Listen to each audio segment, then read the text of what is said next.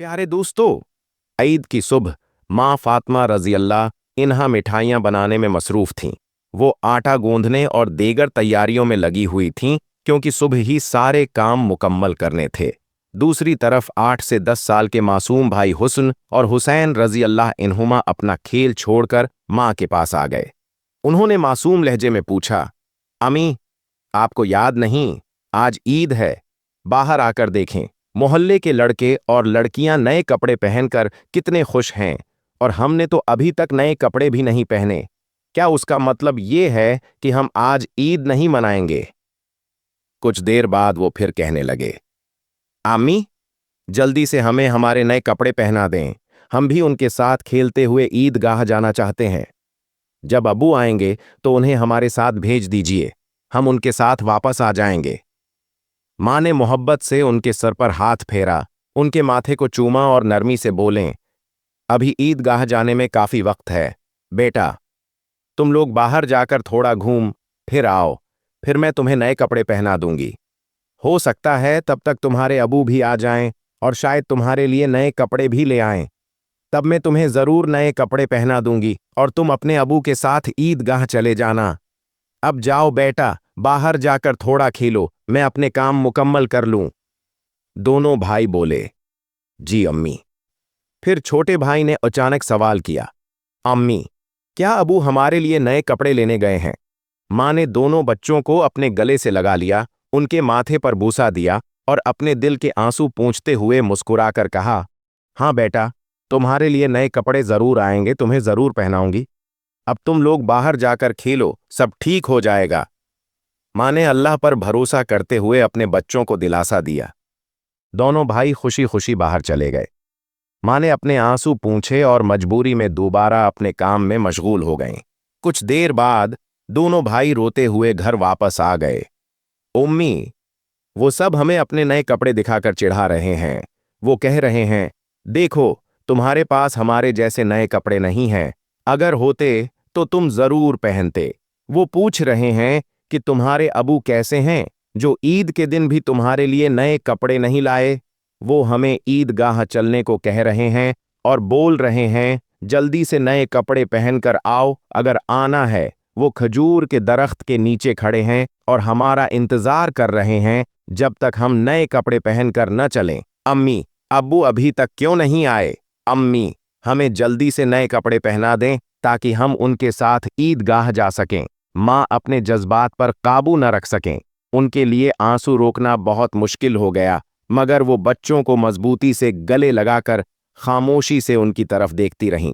चंद लम्हों बाद खुद को संभालते हुए उन्होंने आंसू पूंछे और चेहरे पर जबरदस्ती हल्की सी मुस्कुराहट लाकर कहा, अभी बाहर जाने का वक्त नहीं हुआ बेटा, इतनी जल्दी क्यों कर रहे हो? नमाज के लिए अभी काफी वक्त है।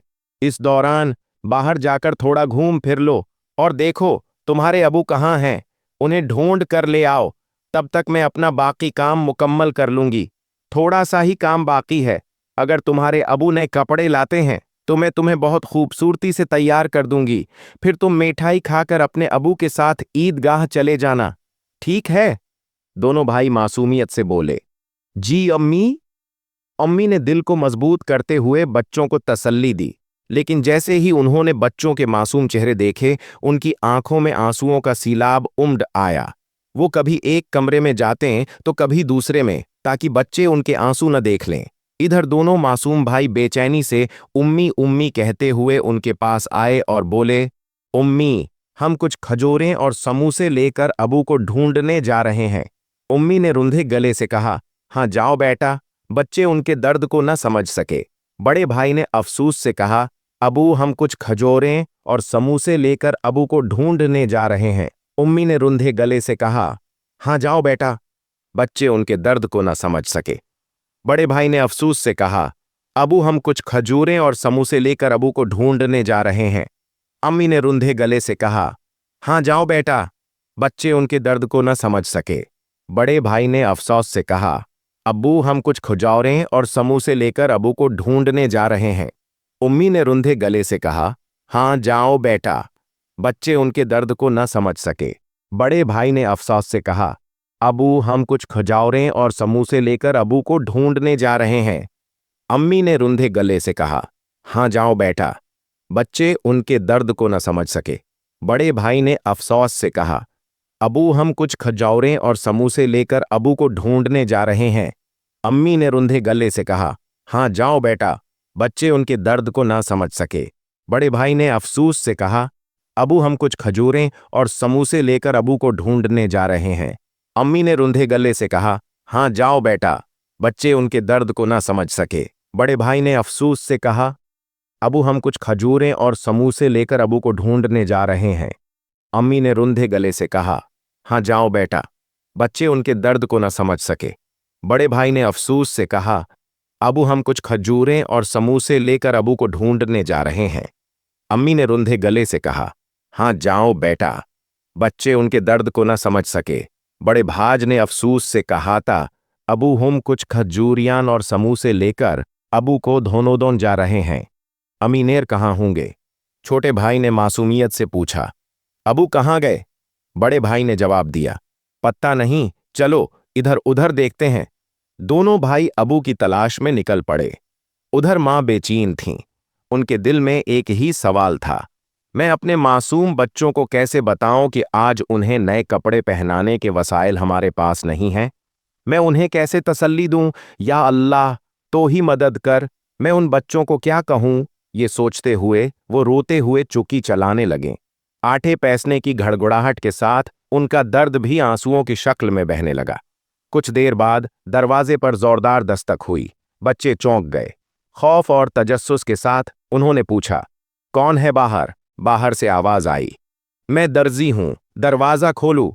बच्चों ने हैरान होकर पूछा, दर्जी? आप यहां क्यों?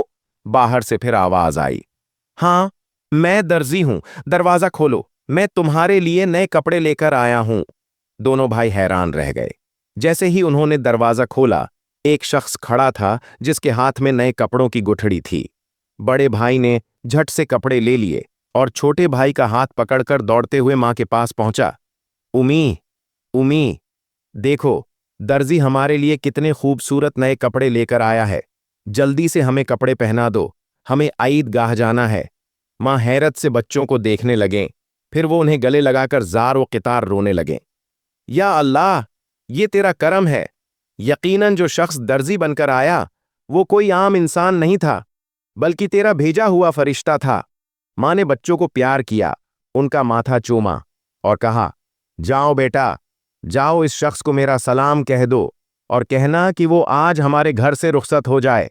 मगर बच्चे अपनी खुशी में ये बात भूल गए।